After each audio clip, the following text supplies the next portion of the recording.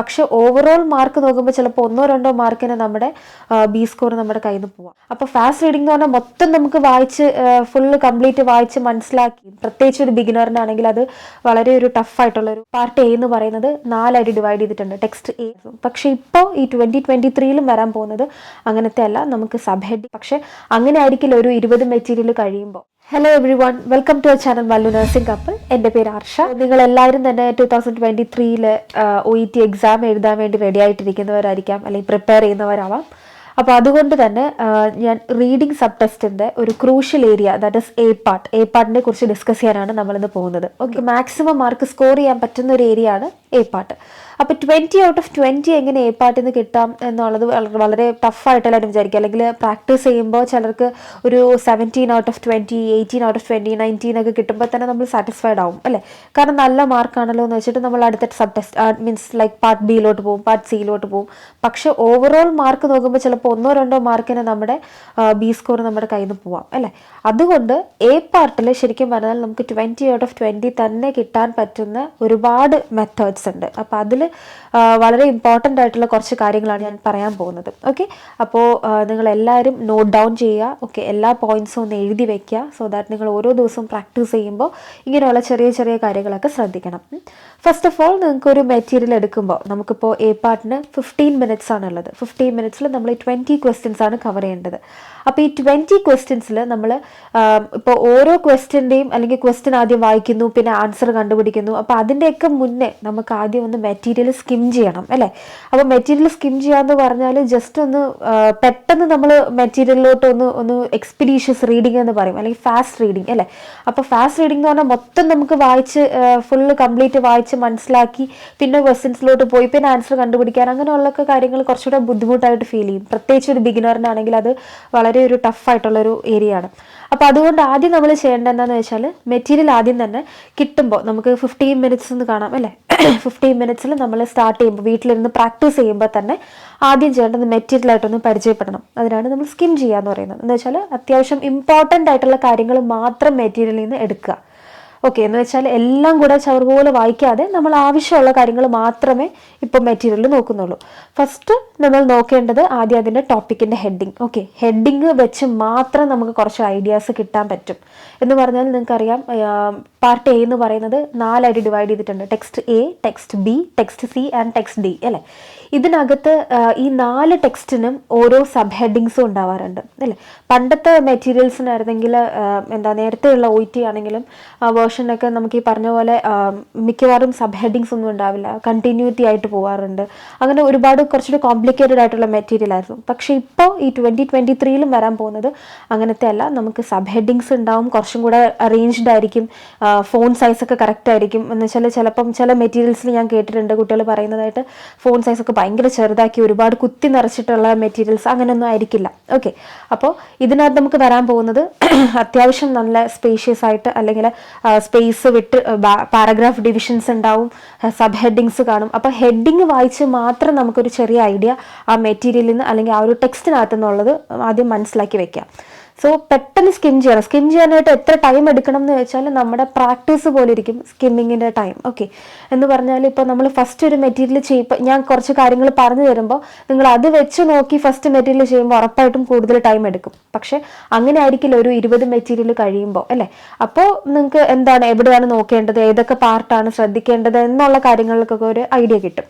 അപ്പോൾ നിങ്ങൾക്ക് കുറച്ചും കൂടെ സ്കിമ്മിങ്ങിൻ്റെ ടൈം കുറഞ്ഞു വരും അല്ലേ. എന്ന് പറഞ്ഞാൽ വിത്തിൻ ഫ്യൂ സെക്കൻഡ്സ് നമുക്കത് ചെയ്യാൻ പറ്റുന്നതാണ്. അപ്പോൾ അത് നമ്മുടെ കണ്ണോടി അവിടെ എവിടെയൊക്കെ എത്തും. അപ്പോൾ ആദ്യം തന്നെ നമ്മൾ ഹെഡിങ് വായിക്കുന്നു. ഹെഡിങ് വായിക്കുമ്പോൾ അതിൻ്റെ മെയിൻ ആയിട്ടുള്ള കോർ ഐഡിയ മനസ്സിലാക്കാം. ഓക്കെ, ഇപ്പം ഫോർ എക്സാമ്പിൾ ചിലപ്പോൾ അതിനകത്ത് പറയുന്ന ഒരു കോമ്പോസിഷൻ ആവാം അല്ലേ. എന്ന് വെച്ചാൽ ഒരു കണ്ടന്റിൻ്റെ അകത്തുള്ള സാധനങ്ങൾ, അപ്പോൾ കോമ്പോസിഷൻ ഓഫ് സംതിങ് എന്നാണെങ്കിൽ ഓക്കെ, അപ്പോൾ അതിനകത്ത് ചിലപ്പം ഗ്രാംസ് പെർ ലിറ്ററിലോ മില്ലിമോൾസ് പെർ ലിറ്ററിലോ അല്ലെങ്കിൽ പെർസെൻറ്റേജ് വാല്യൂസിലോ ഒക്കെ അങ്ങനെ ഡിവൈഡ് ചെയ്തിട്ട് കൊടുത്തിട്ടുണ്ടാവും. അപ്പോൾ ഒരു ചിലപ്പോൾ ടേബിൾ ആയിരിക്കാം. അപ്പോൾ ടേബിൾ ആണെങ്കിൽ എന്താ ചെയ്യേണ്ടത്, ഒരു ടേബിൾ കിട്ടുകയാണെങ്കിൽ എപ്പോഴും അതിൻ്റെ ടേബിൾ ടൈറ്റിൽ വായിക്കണം, ഓരോ കോളംസിൻ്റെയും ഓരോ റോസിൻ്റെയും ഹെഡിങ്സ് നോക്കുക. ഇതേ നമുക്ക് സ്കിം ചെയ്യുമ്പോൾ ശ്രദ്ധിക്കാൻ പറ്റുന്ന കാര്യങ്ങൾ. ഓക്കെ, അല്ലാണ്ട് ടേബിളിനകത്ത് എന്തൊക്കെയുണ്ട് ഓരോരോന്ന് എല്ലാ നമ്പേഴ്സും എല്ലാ വാല്യൂസും ഇതെല്ലാം വായിച്ച് കാര്യങ്ങളൊന്നും നോക്കാനുള്ള ടൈമില്ല. അതുകൊണ്ട് നമ്മൾ എന്ത് ചെയ്യുന്നു, എല്ലാ കോളംസിൻ്റെയും റോസിൻ്റെയും ഹെഡിങ് മാത്രം നോക്കുന്നു. ഓക്കെ, അത് കഴിഞ്ഞിട്ട് നമുക്ക് ചെയ്യാൻ പറ്റുന്നത് ഇപ്പോൾ ഒരു പാരഗ്രാഫ് വൈസ് ഡിവിഷൻസ് ആണ് കൊടുത്തേക്കുന്നത്.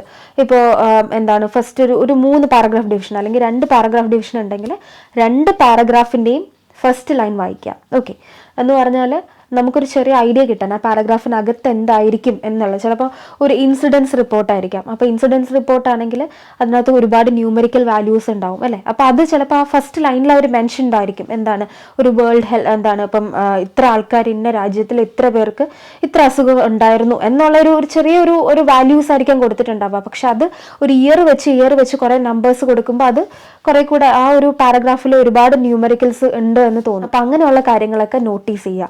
പിന്നെ സിമ്പിൾസ് നോട്ടീസ് ചെയ്യാം. ഓക്കെ, സിമ്പിൾസ് എന്ന് പറയുമ്പോൾ ബ്രാക്കറ്റ്സിലുള്ള സാധനങ്ങൾ, അല്ലെങ്കിൽ ഇപ്പോൾ ഹൈഫൺ ഇട്ട് കൊടുത്തേക്കുന്ന കാര്യങ്ങൾ, പെർസെൻറ്റേജ് വാല്യൂസ് ഒക്കെ ഇട്ടേക്കുന്നത്, അങ്ങനെ എന്തെങ്കിലുമൊക്കെ എന്താണ് ഇപ്പം യുണീക്കായിട്ട് എന്തെങ്കിലും കൊടുത്തിട്ടുണ്ടെങ്കിൽ അങ്ങനെയുള്ള സാധനങ്ങളിലോട്ട് വേണം നമ്മുടെ ഫോക്കസ് പോകാനായിട്ട്. ഓക്കെ, അപ്പോൾ ഇത്രയും എന്ന് വെച്ചാൽ ചെറിയ മൈന്യൂട്ട് ആയിട്ടുള്ള കാര്യങ്ങൾ നമ്മൾ ശ്രദ്ധിക്കുമ്പോൾ തന്നെ നമ്മൾ ആ പാരഗ്രാഫിനെ ഇൻ ഡെപ്തിൽ നോക്കുക. അല്ലാണ്ട് ചുമ്മാ റാൻഡമായിട്ട് കുറച്ച് വേർഡ്സ് എടുക്കുക അല്ലെങ്കിൽ പാരഗ്രാഫ് മൊത്തം വായിക്കുക എന്നിട്ട് ക്വസ്റ്റ്യനിലോട്ട് പോകാന്ന് വെച്ചാൽ അത് നടക്കുന്ന കാര്യമല്ല. അപ്പോൾ സ്കിമ്മിങ്ങിൽ ചെയ്യാൻ പറ്റുന്നത് ഇത്രയുള്ള കാര്യങ്ങൾ എന്ന് പറഞ്ഞാൽ ആദ്യം ഞാൻ പറഞ്ഞു ഫസ്റ്റ് ലൈൻസ് വായിക്കുന്ന കാര്യം ശ്രദ്ധിക്കുക. പാരഗ്രാഫ് ഡിവിഷൻ ഉണ്ടെങ്കിൽ അത് ഓരോ പാരഗ്രാഫിൻ്റെയും ഫസ്റ്റ് ലൈൻ വായിക്കണം.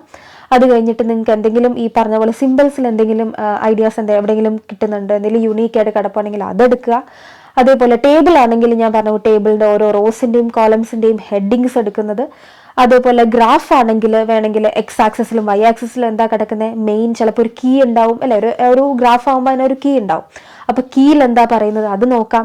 അതേപോലെ തന്നെ നമുക്കിപ്പം ഒരു അബ്സ്ട്രാക്റ്റ് ആണെങ്കിൽ ഒരു അബ്സ്ട്രാക്റ്റ് ആയിട്ടൊക്കെ വരാറുണ്ട്. അപ്പോൾ അബ്സ്ട്രാക്റ്റിൻ്റെ ഹെഡിങ് എന്താണ് എന്ന് വെച്ചാൽ ഒരു വലിയൊരു റിസർച്ചിൻ്റെ ചെറിയൊരു പോർഷൻ ആയിട്ട് കൊടുത്തേക്കുന്നതായിരിക്കും അബ്സ്ട്രാക്റ്റ് അല്ലേ.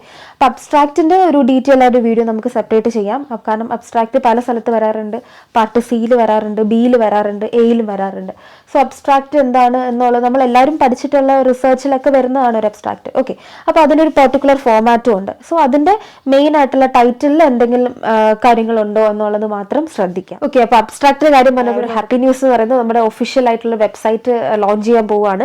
www.mallunursingcouple.com.